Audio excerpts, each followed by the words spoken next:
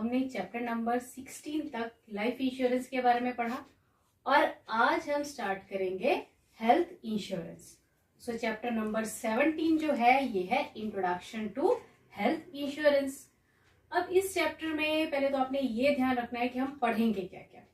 सो इसमें हम पढ़ेंगे जो मेडिकल बेनिफिट्स हैं, then hospital expenses benefits, then inpatient क्या होता है, आउट पेशेंट क्या होता है, then travel insurance, personal accidental cover etcetera and etcetera और भी बहुत कुछ।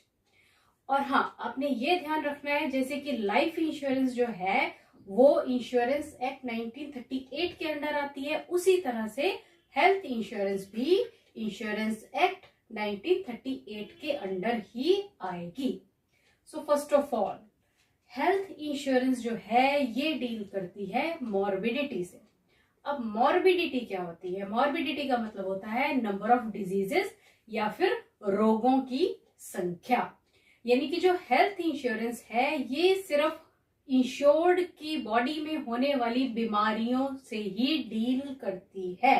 तो आपको ये ध्यान रखना है, ये क्वेश्चन में पूछा जाता है कि हेल्थ इंश्योरेंस जो है ये डील करती है सिर्फ मॉर्बिडिटी से। हाँ, जो लाइफ इंश्योरेंस है वो मॉर्टेलिटी से डील करती है। ठीक है, चलिए अब नेक्स्ट जो आपने बात ध्यान रखनी है वो है जो हेल्थ इंश्योरेंस है ये प्रोवाइड करती है 3 तरह के मेन एक्सपेंसेस जो है pre hospitalisation expenses, then hospitalisation expenses और थर्ड है पोस्ट हॉस्पिटलाइजेशन एक्सपेंसेस। अब देखिए कि प्री हॉस्पिटलाइजेशन का मतलब है जैसे कोई बीमार हो जाता है ना, कोई इंश्योर्ड है वो बीमार हो गया। अब हम बीमार होंगे तो क्या है, डॉक्टर के पास जाएंगे, हमारा चेकअप वगैरह होएगा, टेस्ट वगैरह होएगा, तो वो सारे एक्सपेंसेस या खर्चे जो हैं वो प्री हॉस्पिटलाइजेशन के अंडर आ जाते हैं। अब सपोज टेस्ट वगैरह हो गए, प्री हॉस्पिटलाइजेशन हो गई, अब उस पेशेंट को हॉस्पिटल में एडमिट करने की जरूरत है। तो जब हॉस्पिटल में वो एडमिट हो जाएगा तब जो एक्सपेंसेस होंगे या तब जो खर्चे होंगे वो आएंगे हॉस्पिटलाइजेशन के अंडर। और अब वो ठीक हो गया हॉस्पिटलाइजेशन के बाद तो उसकी छुट्टी हो जाएगी हॉस्पिटल से। अब छुट्टी होने के बाद भी हमें डॉक्टर के पास चेकअप के लिए जाना पड़ता है। तो जो हॉस्पिटलाइजेशन के बाद के खर्चे हैं उन्हें कहा जाएगा पोस्ट हॉस्पिटलाइजेशन एक्सपेंसेस। तो जो हमारी हेल्थ इंश्योरेंस है वो ये तीनों तरह के एक्सपेंसेस कवर करती है। ठीक है, अच्छा अब आपको एक और बात ये क्लियर होनी चाहिए कि जो हेल्थ इंश्योरेंस है इंडिया में ये कॉम्प्रिहेंसिव कवर देती है to almost all illness and injuries. बस एक रिक्वायरमेंट है कि जो हॉस्पिटलाइजेशन है वो मिनिमम 24 आवर्स की होनी चाहिए। अच्छा, फिर जो नेक्स्ट एक फीचर है या हम कह सकते हैं कि एक पॉइंट है हेल्थ इंश्योरेंस के बारे में ही, वो है फैमिली फ्लोटर पॉलिसी। यानी कि जो हेल्थ इंश्योरेंस है ये हमें फैमिली फ्लोटर का भी ऑप्शन प्रोवाइड करती है, जिसमें कि हम अपनी फैमिली को भी एक पर्टिकुलर सम एश्योर्ड में कवर कर सकते हैं। और फैमिली फ्लोटर जैसे कि लाइफ में था वही सिमिलर इसमें है कि हम किन किन लोगों को अपनी पॉलिसी में कवर कर सकते हैं। वही 4 लोग कौन कौन है, स्पाउस, किड्स, पेरेंट्स और पेरेंट्स इन लॉज। तो ये सभी जो हैं ये फैमिली फ्लोटर पॉलिसी के अंडर आ जाएंगे और कोई भी रिलेटिव जो है वो फैमिली फ्लोटर में नहीं आएगा। फिर एक और जो है हेल्थ इंश्योरेंस उसे कहा जाता है ग्रुप हेल्थ इंश्योरेंस। अब ग्रुप हेल्थ इंश्योरेंस में भी क्या है, इसमें जो ग्रुप मेंबर्स होंगे वो एक पर्टिकुलर कैटेगरी जो कि अप्रूव्ड कैटेगरी हो उसके अंडर आने चाहिए। अब ये कोई इंस्टीट्यूशन भी हो सकता है या फिर कॉर्पोरेट बॉडी भी हो सकती है। तो इस तरह के जो ग्रुप्स हैं वो ग्रुप हेल्थ इंश्योरेंस के अंडर आ जाएंगे। अच्छा, फिर एक और बात है जो आपको ध्यान रखनी है इसमें कि जो हेल्थ इंश्योरेंस है ये 2 तरह की फैसिलिटीज प्रोवाइड करता है। एक तो है कैशलेस फैसिलिटी और एक है रिम्बर्समेंट फैसिलिटी। अब जो कैशलेस फैसिलिटी होती है इसमें जो इंश्योर्ड है वो अपनी पॉलिसी के अंडर प्रीमियम भरता है और जब उसे कोई प्रॉब्लम आ जाती है या उसे कोई इमरजेंसी है हॉस्पिटल जाने के लिए तो वहां पर उसे कोई पैसे नहीं देने पड़ते। वहां पे वो कार्ड के हेल्प से अपना इलाज करवा सकता है। ठीक है, और जो इसके मतलब सेटलमेंट है वो इंश्योरर बाद में हॉस्पिटल के साथ करता है।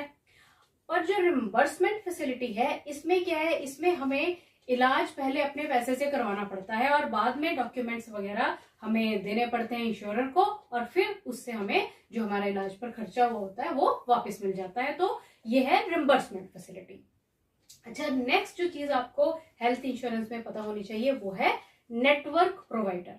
अब देखिए, नेटवर्क प्रोवाइडर का मतलब होता है एक लिस्ट ऑफ हॉस्पिटल्स या फिर आप कह सकते हो मेडिकल फैसिलिटी प्रोवाइडर की, जो कि इंश्योरर या फिर टीपीए सेलेक्ट करता है, जहां पर जाके जो इंश्योर्ड है वो इलाज करवा सकता है।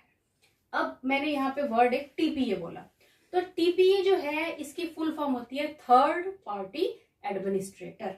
अभी जो थर्ड पार्टी एडमिनिस्ट्रेटर है ये कोई भी पर्सन हो सकता है या कोई पार्टी हो सकती है जो कि IRDAI के अंडर लाइसेंस्ड है और जिसको सिलेक्ट किया है इंश्योरर ने, जो कि हेल्थ सर्विसेज प्रोवाइड करता है।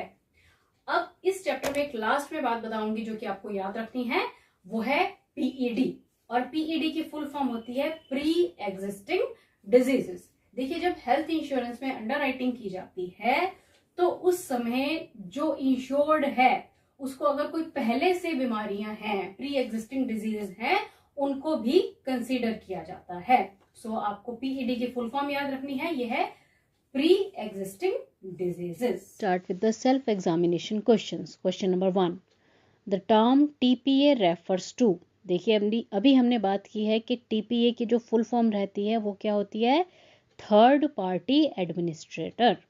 तो इसका जो सही आंसर है वो है option number third. Now the next question is, which of the below group would not be eligible for a group health insurance policy.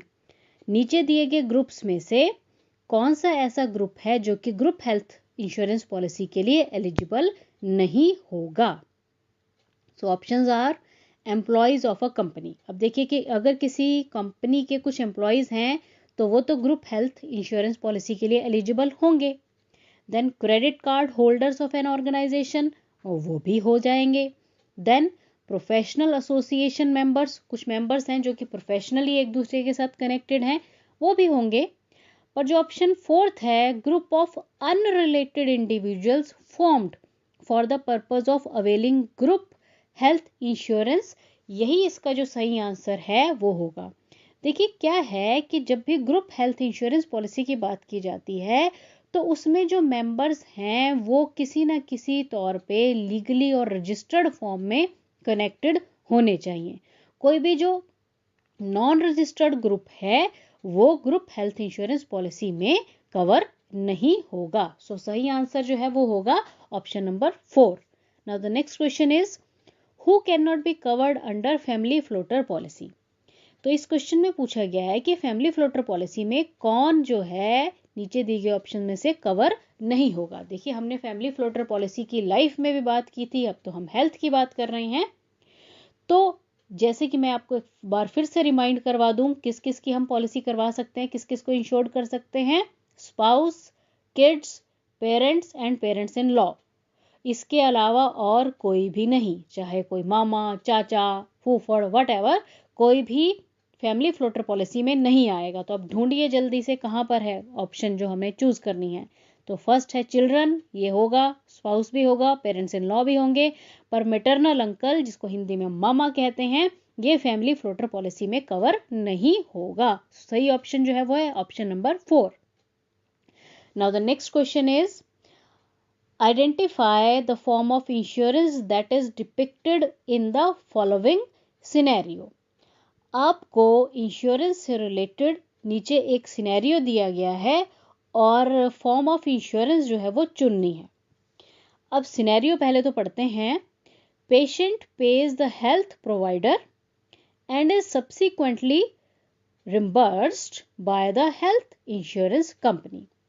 अब इस सिनेरियो में कहा गया है कि एक पेशेंट है जो कि हेल्थ प्रोवाइडर को पेमेंट भर रहा है प्रीमियम के फॉर्म में और उसे रिम्बर्समेंट मिल जाती है हेल्थ इंश्योरेंस पॉलिसी के द्वारा। अब आपको इनमें से किस तरह की ये इंश्योरेंस है उसे चुनना है।